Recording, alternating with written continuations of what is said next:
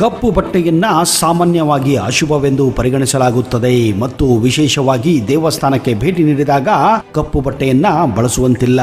ಆದರೆ ನೀವು ಸಾಮಾನ್ಯವಾಗಿ ಗಮನಿಸಿರಬಹುದು, ಅಯ್ಯಪ್ಪ ಸ್ವಾಮಿಯ ಮಾಲೆ ಹಾಕುವ ಭಕ್ತಾದಿಗಳು ಹೆಚ್ಚಾಗಿ ಕಪ್ಪು ಬಟ್ಟೆಗಳನ್ನೇ ಧರಿಸುತ್ತಾರೆ.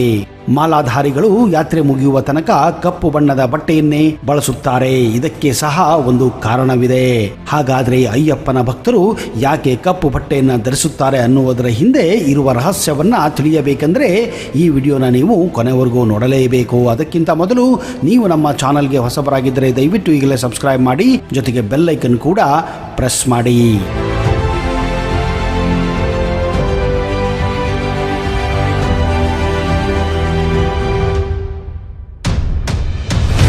ನಮಸ್ಕಾರ ಸ್ನೇಹಿತರೆ, ಮತ್ತೊಮ್ಮೆ ನಿಮಗೆಲ್ಲ ಆತ್ಮೀಯ ಸ್ವಾಗತ. ಅಯ್ಯಪ್ಪ ದೀಕ್ಷೆ ಕಾರ್ತಿಕ ಮಾಸದ ಆರಂಭದಲ್ಲಿ ಪ್ರಾರಂಭವಾಗುತ್ತದೆ. ಅಯ್ಯಪ್ಪನ ದೀಕ್ಷೆಯನ್ನು ಅತ್ಯಂತ ಕಠಿಣ ನಿಯಮದೊಂದಿಗೆ ನಡೆಸಲಾಗುತ್ತದೆ. ಅಯ್ಯಪ್ಪ ದೀಕ್ಷೆಯು ಇಷ್ಟಾರ್ಥಗಳನ್ನು ಪೂರೈಸಲು ಮತ್ತು ಕಷ್ಟಗಳನ್ನು ತೊಡೆದುಹಾಕುವ ಸಂಕಲ್ಪದಿಂದ ಮಾಡುವ ಒಂದು ಕಠಿಣ ದೀಕ್ಷೆಯಾಗಿದೆ. ಶಬರಿ ಯಾತ್ರೆ ಹೋಗುವ ಮೊದಲು ಸುಮಾರು 41 ದಿವಸಗಳ ಕಾಲ ಕಠಿಣ ವ್ರತ ಆಚರಣೆ ಮಾಡಿ ಕಟ್ಟುನಿಟ್ಟಿನ ನಿಯಮಗಳನ್ನು ಪಾಲನೆ ಮಾಡುತ್ತಾರೆ. ಹಾಗೆಯೇ ಈ ಸಮಯದಲ್ಲಿ ಕಡ್ಡಾಯವಾಗಿ ಕಪ್ಪು ಬಟ್ಟೆ ಧರಿಸುವುದು ಒಂದು ಸಂಪ್ರದಾಯವಾಗಿದೆ. ಹಿರಿಯರು ಹೇಳುವ ಪ್ರಕಾರ ಕಪ್ಪು ಬಟ್ಟೆಯನ್ನು ಧರಿಸುವುದು ಅಶುಭ ಎನ್ನುತ್ತಾರೆ. ಆದರೆ ಅಯ್ಯಪ್ಪ ಮಾಲಾಧಾರಿಗಳು ಮಾತ್ರ ಕಡ್ಡಾಯವಾಗಿ ಕಪ್ಪು ಬಟ್ಟೆ ಹಾಕಲೇಬೇಕು. ಇದಕ್ಕೆ ಕಾರಣ ಶನಿ. ಹೌದು, ಶನಿ ಹಾಗೂ ಅಯ್ಯಪ್ಪನಿಗೂ ಏನು ಸಂಬಂಧ ಎಂಬುವ ಅನುಮಾನ ನಿಮಗೆ ಇರಬಹುದು. ಅದಕ್ಕೆ ಉತ್ತರ ಇಲ್ಲಿದೆ. ನಂಬಿಕೆಯ ಪ್ರಕಾರ ಅಯ್ಯಪ್ಪನ ದೀಕ್ಷೆ ತೆಗೆದುಕೊಳ್ಳುವುದರಿಂದ ಶನಿಯ ಕಾಟ ಇರುವುದಿಲ್ಲ ಎನ್ನುತ್ತಾರೆ. ತನ್ನ ಭಕ್ತರಿಗೆ ಯಾವುದೇ ರೀತಿಯ ಸಮಸ್ಯೆಯನ್ನು ಮಾಡಬಾರದು ಎಂದು ಶನಿಗೆ ಅಯ್ಯಪ್ಪ ಆಜ್ಞಾಪಿಸಿದ್ದಾನೆ ಎಂದು ಸಹ ಹೇಳಲಾಗುತ್ತಿದೆ. ಅಲ್ಲದೆ ಅಯ್ಯಪ್ಪನ ಈ ಮಾತಿಗೆ ಒಪ್ಪಿಕೊಂಡ ಶನಿ ಸಹ ವ್ರತ ಮಾಡುವಾಗ ಕಪ್ಪು ಬಟ್ಟೆ ಧರಿಸಬೇಕು ಎಂದು ಷರತ್ತು ಹಾಕಿದ್ದ ಎಂದು ನಂಬಲಾಗಿದೆ. ಇದೇ ಕಾರಣದಿಂದ ಮಾಲಾಧಾರಿಗಳು ಕಪ್ಪು ಬಟ್ಟೆಯನ್ನ ಧರಿಸುತ್ತಾರೆ. ಸಾಮಾನ್ಯವಾಗಿ ಸಡೆಸಾತಿ ಆರಂಭವಾದರೆ 7 ವರ್ಷಗಳ ಕಾಲ ಹಿಂಸೆ ಅನುಭವಿಸಬೇಕಾಗುತ್ತದೆ. ಜೀವನದಲ್ಲಿ ಕಷ್ಟಗಳು ಸಾಲು ಸಾಲಾಗಿ ಬರಲು ಪ್ರಾರಂಭಿಸುತ್ತವೆ. ಆದರೆ ಅಯ್ಯಪ್ಪನ ಮಾಲೆ ಹಾಕುವುದರಿಂದ ಶನಿಯ ಪ್ರಭಾವ ಕಡಿಮೆ ಆಗುತ್ತದೆ ಹಾಗೂ ಯಾವುದೇ ಸಮಸ್ಯೆ ಆಗುವುದಿಲ್ಲ ಎಂದು ನಂಬಲಾಗಿದೆ.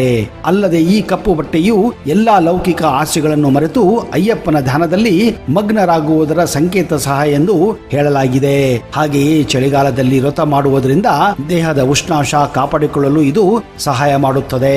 ಇನ್ನು 41 ದಿನಗಳ ವ್ರತ ಮಾಡಿದ ನಂತರ ಶಬರಿಮಲೆ ಯಾತ್ರೆಗೆ ಹೋಗುತ್ತಾರೆ. ಅಲ್ಲಿ ಮಕರ ಸಂಕ್ರಾಂತಿಯ ದಿನ ಮಕರ ಜ್ಯೋತಿಯನ್ನು ನೋಡಿ ಅಯ್ಯಪ್ಪನ ದರ್ಶನ ಪಡೆದು ವ್ರತ ಪೂರ್ಣಗೊಳಿಸುತ್ತಾರೆ. ತಮ್ಮ ಹಣೆಗೆ ವಿಭೂತಿ ಅಥವಾ ಚಂದನವನ್ನು ಹಚ್ಚಿಕೊಂಡು ಮುಖ ಕ್ಷೌರವನ್ನು ಮಾಡಿಸದೆ ಬೆಳಗ್ಗೆ ಮತ್ತು ಸಂಜೆ ತಣ್ಣೀರಿನಲ್ಲಿ ಸ್ನಾನ ಮಾಡುತ್ತಾ ಅಯ್ಯಪ್ಪನ ಆರಾಧನೆ ಮಾಡುವ ಭಕ್ತರು ಸಂಕ್ರಾಂತಿ ಸಮಯದಲ್ಲಿ ಎಲ್ಲರೂ ತಂಡವಾಗಿ ಗುರುಸ್ವಾಮಿ ಎಂದು ಕರೆಯುವ ನಾಯಕನ ನೇತೃತ್ವದಲ್ಲಿ ಶಬರಿಮಲೆಗೆ ತಲುಪುತ್ತಾರೆ. ಮಕರ ಸಂಕ್ರಾಂತಿಯ ರಾತ್ರಿ ಅಯ್ಯಪ್ಪನ ದೇವಸ್ಥಾನದ ಬಳಿ ಆಕಾಶದಲ್ಲಿ ಒಂದು ಬೆಳಕು ಅದ್ಭುತವಾಗಿ ಗೋಚರಿಸುತ್ತದೆ. ದಟ್ಟ ಕತ್ತಲೆಯಲ್ಲೂ ಬೆಳಕು ಪ್ರಕಾಶಮಾನವಾಗಿ ಬೆಳಗುತ್ತದೆ. ಈ ಬೆಳಕನ್ನು ನೋಡಿದಾಗಲೆಲ್ಲ ಅದರ ಜೊತೆಯಲ್ಲಿ ಶಬ್ದವು ಕೇಳಿಬರುತ್ತದೆ ಎಂದು ನಂಬಲಾಗಿದೆ.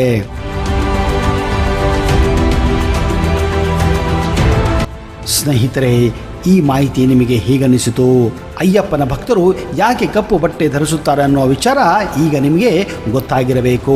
ಇಂತಹದೇ ರೋಚಕ ಮಾಹಿತಿಯೊಂದಿಗೆ ಮುಂದಿನ ಸಂಚಿಕೆಯಲ್ಲಿ ಮತ್ತೆ ಸಿಗುತ್ತೇನೆ. ಅಲ್ಲಿಯವರೆಗೆ Jai Hind, Jai Karnataka and better you take care.